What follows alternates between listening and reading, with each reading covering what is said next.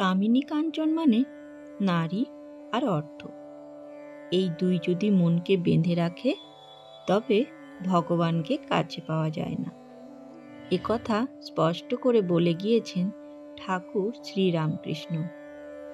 কিন্তু কেন কেন কামিনী কাঞ্চন ত্যাগ ছাড়া ঈশ্বর লাভ হয় না?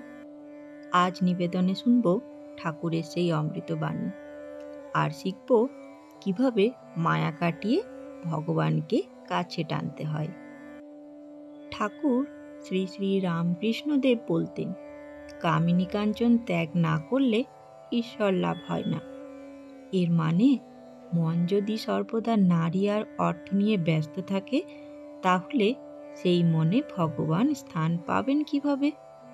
ঠাকুর বলতেন, মনের ঘর ফাঁকা না করলে ভগবান ঢুকবেন কিভাবে? কামিনী অর্থাৎ নারী, কাঞ্চন অর্থাৎ অর্থ।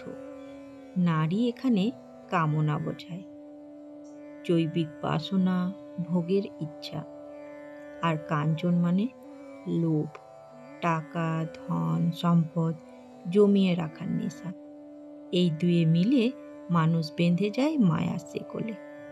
উদাহরণ দিয়ে ঠাকুর বলতেন, জলে যদি কলসি ডোবাও আর মুখ খোলা না রাখো তাহলে তা ভরা যাবে না।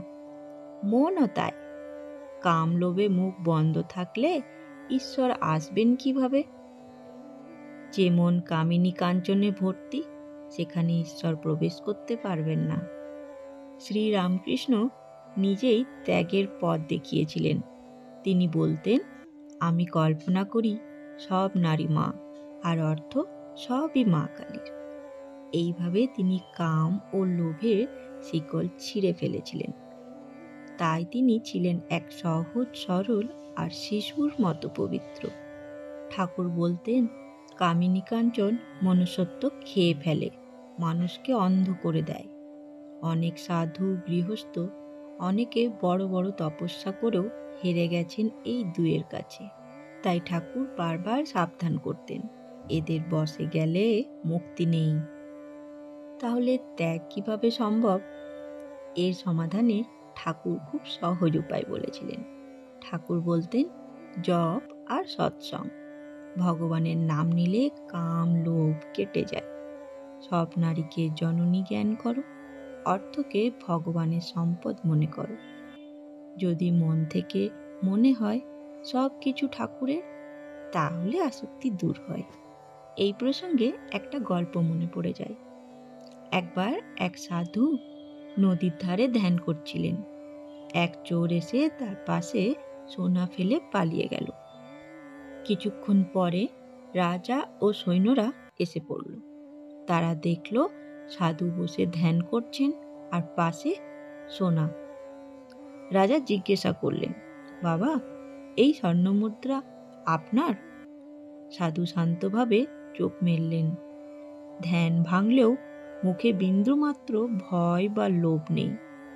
তিনি ধীরে বললেন, মহারাজ, আমার কিছুই নেই, যা আছে সব ভগবানের।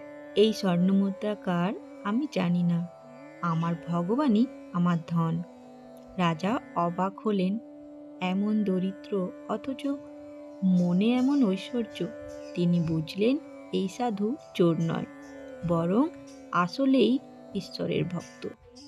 পরে তদন্ত করে চোরকে ধরা হলো আর সাধু রাজাকে বহু সম্মান দিয়ে বিদায় দিলেন।